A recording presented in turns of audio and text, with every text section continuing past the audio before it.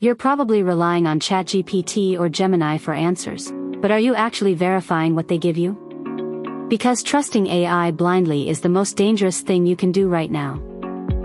These models are trained on vast datasets, but that doesn't mean they remember where everything came from. They just weave it together, creating convincing digital ghosts. Google is a directory, but critical thinking is the operating system. It's about questioning the premise, not just finding the answer. AI is a magnificent prediction machine, but it doesn't feel. It lacks true empathy and the messy, beautiful context of human experience. When you get an answer, don't accept it. Run this 3-step filter on everything AI tells you. This is your new default setting. AI hallucinations are its biggest weakness.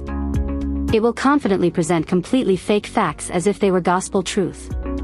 Always assume the worst. The more you practice questioning, the faster this becomes second nature. Focus your mental energy on these 3 skills.